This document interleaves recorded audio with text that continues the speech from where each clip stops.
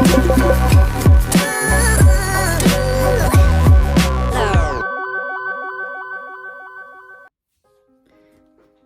everyone, so I just thought I'd make a video since I have some peace and quiet at the minute. My kids have just gone to like a little club that they go to once a week, so I have about an hour to myself, and it's always really strange coming back to the house and it's so quiet, but it's kind of nice to have a bit of time, especially because I know that bedtime is going to be difficult tonight, because it always is whenever they're overtired and I'm overtired.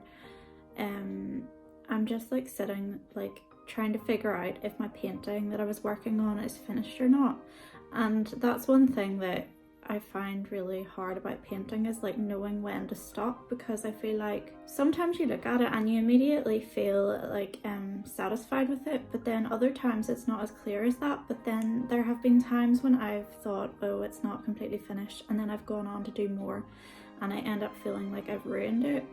I don't know if anybody else like has that, and then sometimes I think it's better to stop before it gets to that stage. So I'll show you my painting and you can tell me what you think. Is it finished or is it not?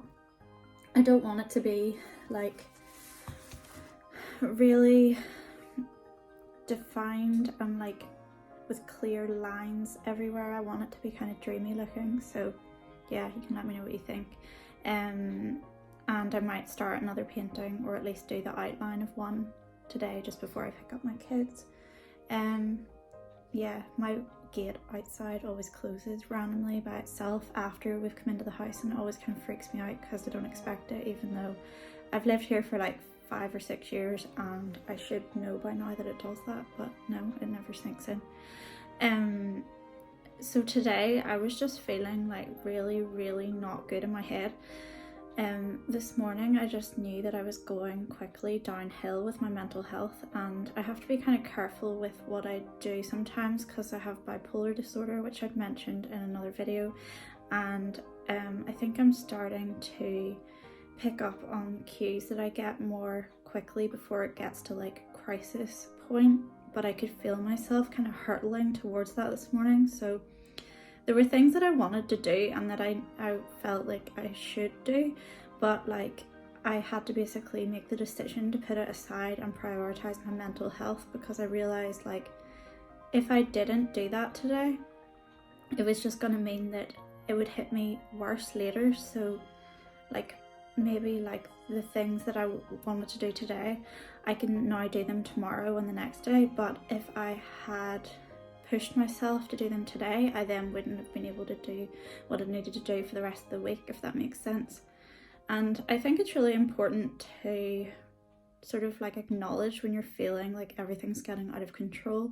And I think like the more times it happens, the more I start to kind of pick up on like triggers, and whenever everything's going like rapidly downhill. But yeah, I knew I had to like change something because things were just really bad, and then I start to get really scary thoughts and I feel like I just can't cope with any aspect of life. So yeah, I ended up like, my daughter had been off school yesterday, and then I thought she was going to take today off too, but then she had a change of heart like after we'd started the school run, which was wonderful timing. But yeah, like she did end up going in, and then I just went, and normally I would go and do writing and have like a target of like a word count that I want to reach, but I didn't do that this morning. I just went to Starbucks and I sat with like a book and my journal, and that was all that I did. I read a little bit about, like, it's a writing book that I'm still working my way through. I think it's Raymond Bradbury, Zen and the Art of Writing, which it's because I'm doing this stupid thing where I like multitask with reading, and I'll read like 5 books at once and then not make any progress with any of them, instead of just like settling on one and finishing it. But anyway, I was like, I am enjoying it, and then I decided to journal and just see what came out. And I think that it's something that's really important in like helping you identify what is wrong, because sometimes I know I'm spiraling out of control, but I don't know what has caused it or what the main trigger was. So if you just write without thinking too much about it, it's almost like the words come out before you've had time to consciously realize what you're saying, and then it'll make you realize like, oh, that's what it was that started the whole thing. So I kind of had that, and just getting it out on paper, it was like confiding in a friend, but also kind of like when you write it in a diary, I think it feels like you're scrumpling up whatever it is that's bothered you and throwing it away. And I just felt like a lot less angry after that, because before that I'd been feeling really irrationally angry, like just every little thing was like setting me off. But yeah, it helped with that. And then I decided to come home and make everything easier for myself later in the day. Like, I knew that I was taking the girls to their swimming lessons after school and that it would be a bit of a rush, so I decided to like get dinner ready so I could just really quickly make it whenever we got in. So I did that and just like listened to a decluttering audiobook that I've been listening to, which has actually been really helpful.